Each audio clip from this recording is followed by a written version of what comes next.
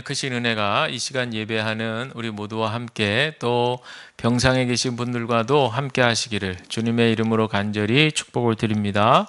오늘도 말씀 들으시기 전에 전후좌우 바라보시면서 예수님 사랑으로 축복합니다. 인사하겠습니다. 예수님 사랑으로 축복합니다. 예수님 사랑으로 축복합니다. 아멘. 감사합니다. 사순절 보내고 있는데 오늘 세 번째 우리 인간의 대죄에 대해서 말씀드리는데 세 번째 시간으로 탐욕에 대한 말씀을 좀 이 시간에 나누려고 합니다. 사실 우리 인간은 뭔가 바라는 그런 존재죠. 갈망하고 열망하고 바라고 상당히 긍정적인 그런 이미지로 우리가 비춰지고 보여지고 그렇게 살고 있습니다. 왜냐하면 하나님이 우리를 그렇게 지음받은 존재로 지으셨기 때문에 그런 것이죠. 그래서 가령 우리가 가정을 꾸리고 가정의 행복을 위해서 부부가 열심히 그렇게 일을 한다는 것, 자녀들이 열심히 자기 일에 최선을 다하는 것 참 보기 좋고 아름다운 모습입니다. 그래서 성경도 내 입을 크게 열라고 그랬어요. 네 입을 크게 열라 내가 채우겠다. 이런 축복의 말씀도 우리에게 마음속에 깊이 들어오게 됩니다. 그래서 요즘같이 이렇게 더더군다나 풍요로운 그런 세상인데 이 풍요로운 세상 속에서 뭔가를 이렇게 바라고 갈망하는 것이 너무나도 자연스럽고 이런 것들은 우리 개인적인 것뿐만 아니라 사회적인 영역까지 온 영역에 구석구석 그렇게 영향을 미치고 있다. 이렇게 생각이 듭니다. 미국의 얘기이긴 하지만 전에 미국 대통령 중에 빌리 클린턴 대통령이 당선될 때 그때 그 참모 중에 제임스 카빌이라고 하는 아주 전략군이 그렇게 있었다고 그래요. 근데 이 제임스 카빌이 어떻게 해서 전략을 잘 세워서 클린턴을 대통령으로 세웠냐. 당시 그 분위기가 조지 부시 그 정권이었는데 상당히 좋았다는 거죠. 즈음에 구소련이 이제 해체되기도 하고 또 걸프전이라고 하는 전쟁에서 미국이 승리하면서 상당히 이제 그 조지 부시 정부가 상승세 있었던 그런 때였는데 이 제임스 카빌이 무엇을 보았냐면 그러는 가운데 미국이 경제가 하향 곡선을 그리는 이 것을 여러 가지 자료를 통해서 확인을 한 거예요. 그래서 저거다.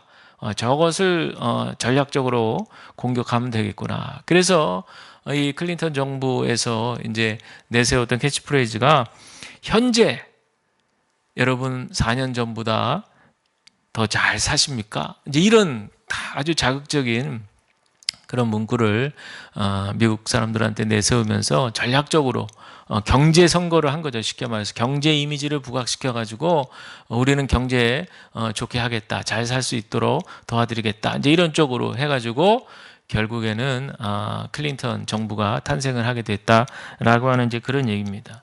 따라서 그러다 보니까요, 이 현대 자본주의 사회에서 이 탐욕이라고 하는 부분은 이제는 도덕적인 부분에서도 이미지가 잘못된 게 없다. 이렇게 부정적인 이미지가 다 제거된 듯한 그런 분위기고 현대 자본주의의 어떤 성장을 위해서는 풍요와 성장을 위해서는 이 탐욕이라고 하는 것이 꼭 필요하다. 이게 이제 자극이 돼가지고 사람들이 열심히 일할 수 있도록 해주기 때문에 긍정적이다. 더 나아가선 아주 그냥 일종의 악이 아니라 이 탐욕은 선으로까지 그렇게 아주 자본주의 사회에서 필수적으로 그렇게 생각하게 되었다라고 하는 그런 얘기입니다. 그래서 요즘에 우리나라도요 아주 애나 어른이 할 것 없이 얘기하는 스스럼 없이 얘기하죠. 난 돈 많이 벌고 싶다. 나는 부자가 되고 싶다. 그리고 대학에서도요 부자학이라고 하는 강의가 있대요. 부자학. 그래가지고 거기에 수강생들이 많이 몰리고 유튜브라든지 영상을 보면 사람들이 어떻게 하면 돈을 벌 수 있는지.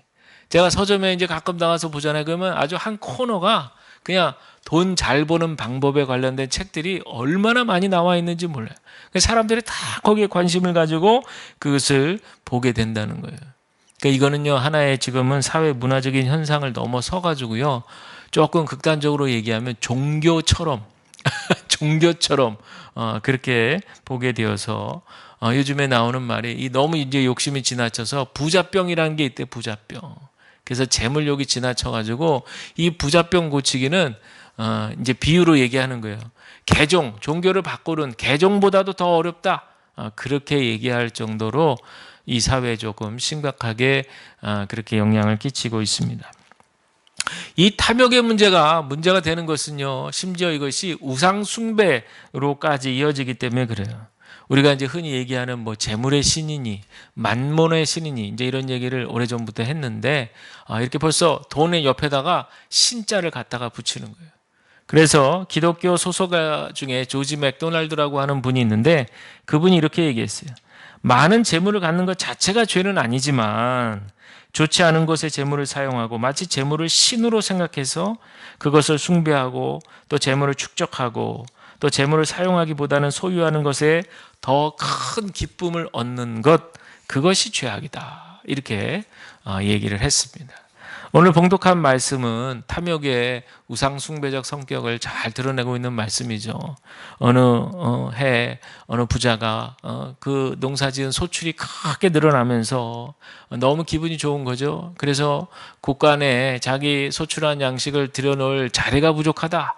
그러니 기존의 곳간을 다 허물고 더 크게 더 많이 채울 수 있는 그런 공간을 새롭게 신축해야겠다. 그렇게 해서 이것을 꽉 양식을 채워놓으면 내 미래가 보장이 되고 말이죠. 노후가 안전하고 마음이 뿌듯하고 내 영혼의 안전까지도 도모하겠다. 이렇게 어리석은 부자가 생각을 했어요. 그래서 오늘 읽을 말씀에 19절 말씀 한번 보시면 이렇게 나오죠. 또 내가 내 영혼에게 이르되 영혼아 여러 해 쓸 물건 많이 쌓아두었으니 평안히 쉬고 먹고 마시고 즐거워하자 하리라 하되. 이 어리석은 부자의 문제는 자기가 쌓아둔 저 양식이 모든 걸 다 해결해 줄 거라고 생각하는 것이죠. 그랬더니 하나님 뭐라고 얘기하세요? 우리 19절 말씀 우리 다 같이 함께 읽겠습니다. 시작. 어리석은 자여 오늘 밤에 내 영혼을 도로 찾으리니 그러면 내 준비한 것이 누구의 것이 되겠느냐 하셨으니 아멘. 여러분, 우리 인생 한 치 앞을 모르는 인생이라고 그러잖아요. 내일 당장 우리가 어떻게 될지도 모르는 인생인데 그것을 알아차리지 못한 그런 어떤 어리석은 부자의 모습을 단적으로 찝어주고 있습니다. 이런 얘기가 전해지고 있어요. 어느 시골에서 농부가 농사를 짓는데 이 농부는 늘 불만이 뭐냐면 자기가 소유한 땅이 너무 적다는 거야.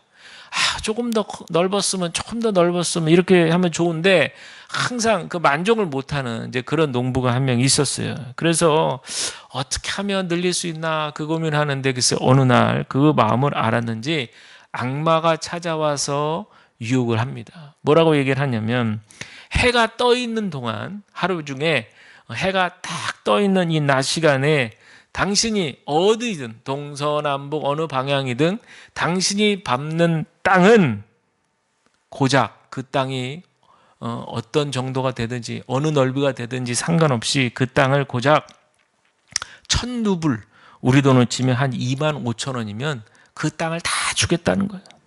얼마나 신이 나요. 정말이요? 정말?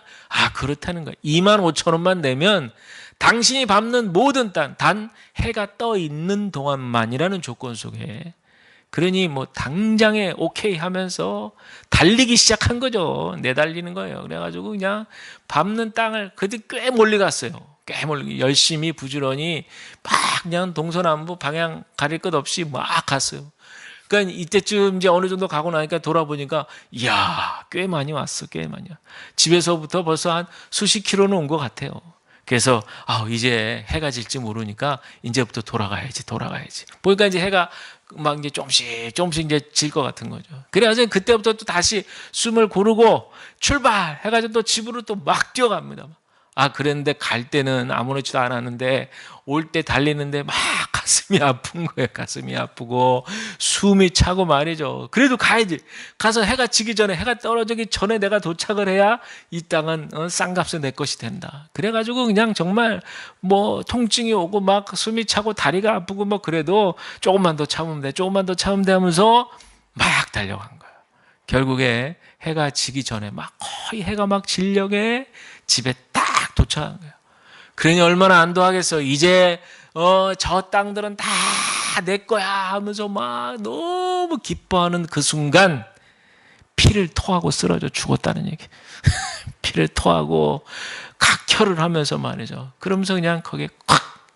그래서 동네 사람들이 이 사람을 당연히 묻어줬겠죠. 그러니 결국엔 이 사람이 얻은 땅은 머리끝에서 발끝까지 2m도 채 안 되는 그 땅, 그거밖에 안 되는 거예요. 무슨 말씀 드리려는지 잘 아시죠? 우리 인생이라는 것이 사람 분수에 맞지 않게 이렇게 지나친 욕심을 내면 오히려 자신이 가지고 있는 것을 다 잃어버릴 수 있다라는 것이죠. 그래서 오늘 15절 말씀을 제가 세 번역으로 읽어드리면 이렇습니다. 너희는 조심하여 온갖 탐욕을 멀리하여라. 재산이 차고 넘치더라도 사람의 생명은 거기에 달려있지 않다라고 하는 그 얘기예요. 근데 여러분 생각해 보니까 이 탐욕이라는 것이요, 단순히 돈을 축적하는 것뿐만이 아니에요. 여러 가지 모양으로 우리 삶에 나타나더라고요. 가령 돈만 보더라도 그냥 돈을 이렇게 축적하는 것뿐만 아니라 돈이 내 통장 안에 들어와 있는 것을 확인하는 데서 마음이 평안함을 누리고 안전함을 누리는 거예요. 또 돈 그 자체가 인생의 목표가 된 사람들. 그래서 내가 이렇게 숨쉬고 살아있고 일하는 것 그 자체가 바로 나는 돈을 얻기 위해서다. 이렇게 생각하고 돈을 추구하는 어떤 그런 경우도 있고요. 요즘 같은 경우는 이제 잘했지만 경제가 너무 어렵다 보니까 사람들이 주식이라든지 코인이라든지 이제 이런 데에 깊이 빠지는 거예요.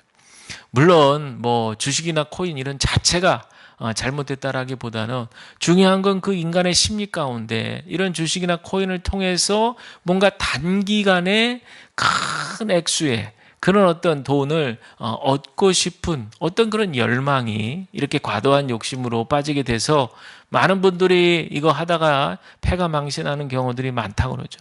그래서 그냥 두고두고 그것 때문에 인생에 힘든 그런 삶을 살고 있다, 그런 얘기를 하기도 합니다. 또 돈 아니더라도요, 이 탐욕이 어떤 식으로도 나타나냐면 자기가 지나치게 마음을 쏟고 있는 것들, 뭐 가령 예를 들면 어떤 분들은 막 자동차 이런 거에 굉장히 지나친 관심을 가져서 막 그냥 돈이 생기는 대로 막 자동차를 막 몇 대씩 막 그렇게 또 굴리고 또 금방 바꾸고 막 이러면서 하여튼 거기에 막 온 인생을 다 투자하듯이 그렇게 살아가는 분들도 있고, 또 뭐 여성분들 같은 경우는 뭐 옷이라든지 각종 뭐 액세서리 같은 것들, 또 그렇지 않으면 여러 가지 취미 활동에 따른 수집품들 막 이런 것들이 있잖아요. 막 고가의 요즘에는 그 취미용품들이 막 비싼 것들이 엄청 많아요. 그런데도 가끔 이렇게 TV에 보면 연예인들이라든지 이렇게 보면 막 집에 진열장에다가 그냥 막 빼곡하게 막 이렇게 수집해 놓고 모아 놓고 그런 맛들이 있나 봐요. 저는 이제 그런 게 없어서 잘 모르는데 그런 맛이 있나 봐요. 요거 하나씩 두 개씩 수집해서 모아 놓는 것들. 이런 식으로 마음을 온전히 거기에 이렇게 쏟는 것. 지나친 거죠. 예. 평균보다 좀 지나치게 그렇게 마음을 쏟는 것들, 이런 것들도 다 탐욕의 부류에 그렇게 속한다는 것을 우리가 깨닫게 됩니다. 자, 오늘 본문에 등장하는 이 어리석은 부자의 모습에서 우리는 한 가지 꼭 놓치지 말고 봐야 될 부분이 있어요. 그것이 무엇일까요? 그것은 바로 자기의 그 미래를 준비하고 미래에 쓸 양식을 곳간을 헐어서 새로 지으면서 거기다가 막 차곡차곡 쌓는 그 모습에서 우리는 무엇을 보아야 되느냐? 그의 불안함을 보아야 됩니다. 불안함을 보아야 돼요. 재물이 늘어가는데 지금보다 조금 더 늘고 또 늘고 계속 늘고 있는데 계속 불안한 거예요. 마음에 만족이 없어요. 자족이 없어. 이젠 됐다. 이 정도면 됐어. 감사하다. 이런 거보다는 조금만 더 이렇게 하는 불안함이 있다는 거예요. 우리도 언젠가부터는요, 살기 어렵다는 이유로 이 자족이라는 단어라든지 감사라는 단어, 만족이라는 단어가 점점점 우리 기억 속에서 잊혀져 가고 있지 않나, 그런 생각이 듭니다. 마치 우리가 처한 환경에서 만족하고 웃으면서 그렇게 살아가면 사람들이 볼 때, 저 사람은 뭐 욕심도 없어, 이런 식으로 생각하고 마치 세상 경쟁 사회에서 그냥 떨거지 뒤처지는 그런 사람으로 아예 부류를 그렇게 하는 모양이 있어요. 그러나 여러분 잘 아시는 대로 사도 바울을 보세요. 사도 바울이 그 당시에 얼마나 엘리트였고 인류였는데요. 얼마나 상류 사회를 충분하게 누리면서 살아갈 수 있는 그런 계급층에 있는 사람이 사도 바울이었거든요. 그런데 그가 예수를 만나고 나니까 어떻게 됩니까? 그 모든 것들을 다 배설물로 여겼다고 그랬어요. 그리고 오직 예수 그리스도 그 고상한, 그 고귀한 가치를 붙들고 예수님께서 허락하시고 예수님께서 부어주시는 그 충분한 만족감 속에서 살아갈 수 있었다는 그런 얘기잖아요. 또 예수님 만났던 사마리아 여인은 어떻습니까? 6명, 6번째 남편을 만날 수밖에 없었던 그 여인의 그 한 많은 그 인생을 예수님은 한 번에 꿰뚫어 보신 거잖아요. 지금 만나고 있는 네 남편도 남편이 아니다. 그 말은 뭐겠어요? 또 거기에 만족스럽지 않을 거라는 거를 너무나 잘 알고 있는 예수님이죠. 그래서 예수님이 그 사마리아 여인에게 뭐라고 얘기합니까? 내가 주는 물을 마시는 자는 영원히 목마르지 아니하리니 내가 주는 물은 그 속에서 영생하도록 솟아나는 샘물이 된다 그랬잖아요. 우리 예수님이 우리에게 주시는 진정한 이 샘물이 우리를 만족하게 해준다는 그런 말씀입니다. 왜요? 바로 예수님이 주시는 것은 영생의 기쁨을 주시기 때문에 그렇죠. 예수님의 그 십자가와 또 그 부활, 바로 이 사건은 우리의 불완전한 모든 죄의 문제를 말끔하게 우리 예수님께서 해결해 주셨기 때문에 그래서 우리에게는 기쁨의 소망이 있는 줄로 믿습니다. 그러니 우리가 그 예수님을 믿고 동행하는 삶을 살아가야 될 줄로 믿습니다. 닐 버튼이라고 하는 이분은 이제 정신과 의사이자 철학자이신데 이분이 쓴 감정은 어떻게 인간을 지배하는가라고 하는 그 책이 있어서 제가 보게 됐어요. 그랬더니 이 탐욕의 문제를 정신과 의사라 그런지 정신의학적으로 이렇게 분석을 했더라고요. 읽어봤더니 흥미로운 것이 이 탐욕이라고 하는 것은 자랄 때 그 부모가 자녀를 일관성 없이 양육을 했다든지 아니면 너무 부모가 바빠가지고 자녀를 그냥 방임, 네 알아서 커라.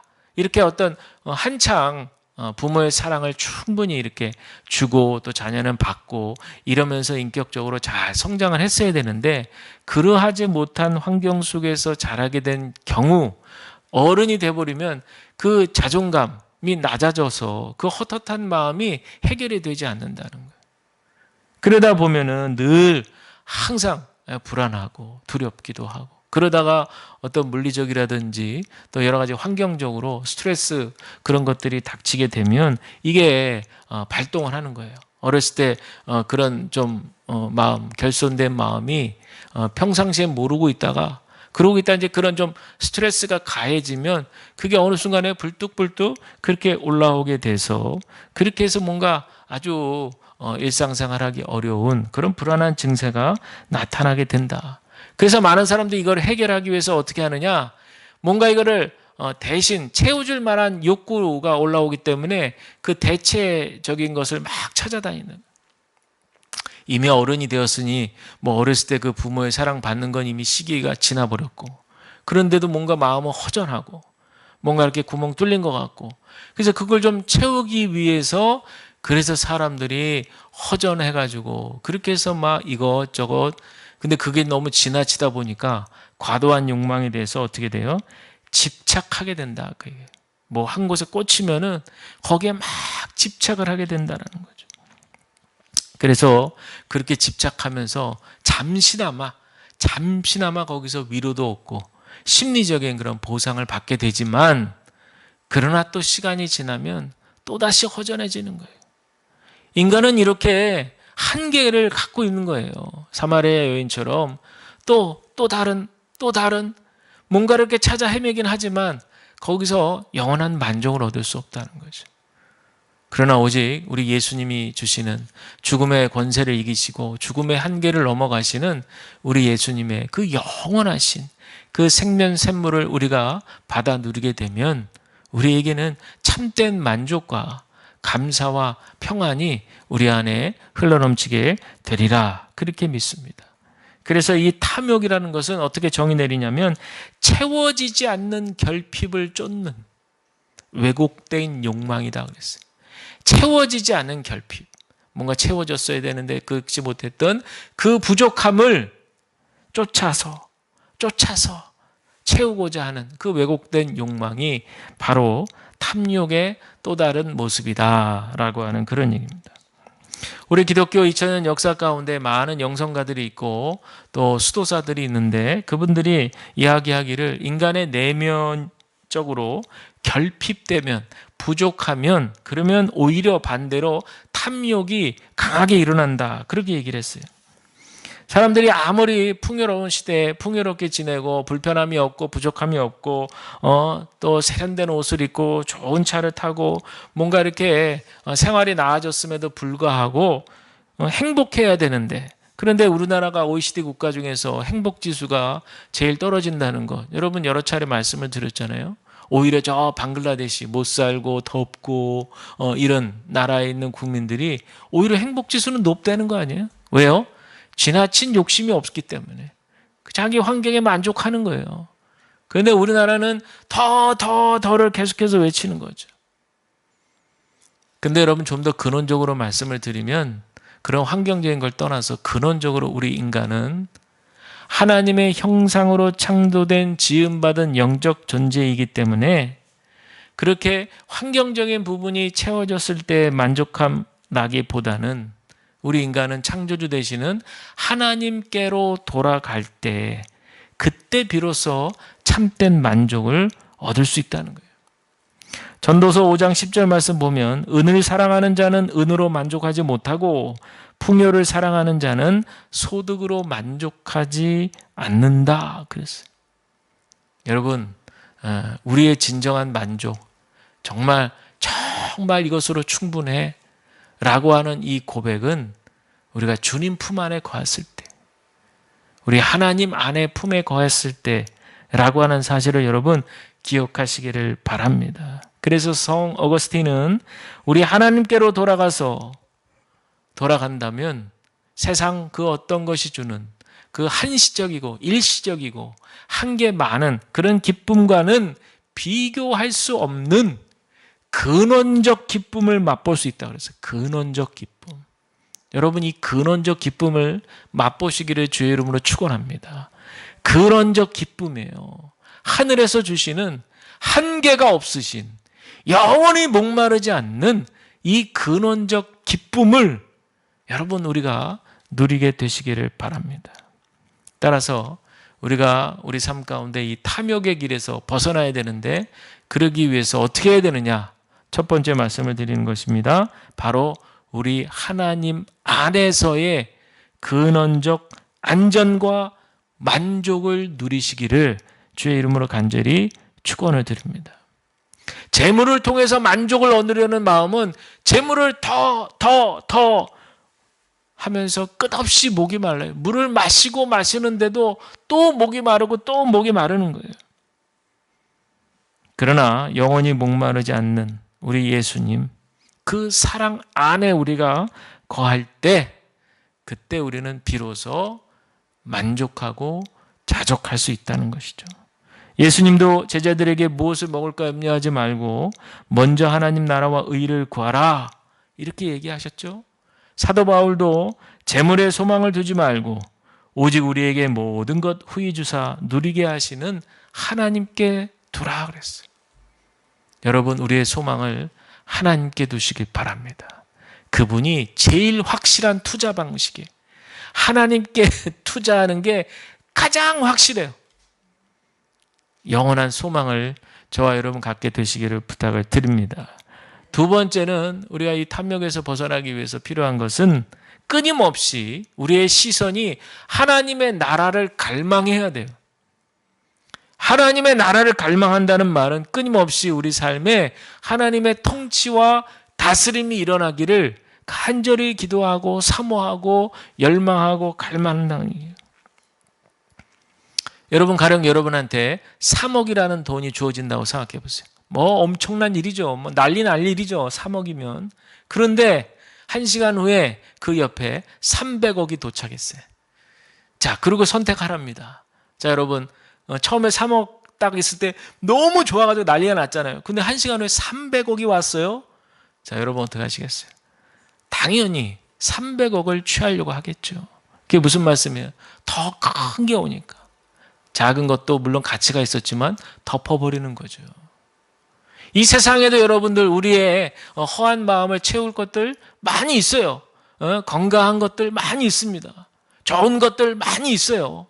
그런 것들 찾아다니면서 나의 그런 허전한 마음들 채워가는 거 너무 좋은 방법일 수 있어요. 그러나 확실한 것, 영원히 끊어지지 않는 것, 한계가 없는 그 한 방이면, 그 하나면, 예수님의 그 큰 사랑에 우리가 들어가면 그 모든 것들, 그 자잘한 것들, 그런 것들은 다 고개를 숙이게 되는 거죠. 여러분, 하나님 나라를 갈망하라는 건 바로 이런 의미입니다. 큰 가치를 소유하라는 얘기예요. 이 세상에서 복닥복닥하게 정말 정신없이 살아가지만 우리가 영원한 하나님의 나라 가치를 성경을 통해서 우리 안에 쑥 들어와서 믿어지고 받아들여지게 되면 그 어떻게 마치 정말 돈을 돌로 보는 것처럼 정말 그런 세상의 가치들에 대해서 필요한 것이지만 거기에 마음을 온전히 쏟지 않을 수 있는 그 힘이 바로 하나님의 통치와 다스림이 우리 삶 가운데 있다는 것이 믿어지면 그렇게 이루어진다라는 거예요. 그래서 여러분 아시는 대로 마태복음 13장에 보시면 어땠습니까? 감추인 밭의 보화를 얻기 위해서 어떻게 해요? 전 재산을 들여서 그 밭을 사잖아요. 그 외에 그 밭에 들어가 있는 보화가 귀한 가치인 것을 알기 때문에 그런 거예요. 돈을 다 끌어모아서라도 그 밭을 사는 겁니다. 여러분 이처럼 정말 중요한 가치를 볼 수 있는 눈이 열려야 돼요. 이것은 바로 하나님의 생명의 말씀을 통해서 우리가 얻게 될 줄로 믿습니다. 유명한 기독교 사상가 C.S. 루이스가 이렇게 얘기했어요. 주님이 무한한 기쁨을 주신다고 해도 우리는 그저 술과 쾌락과 야망에만 집착하는 냉담한 피조물이다.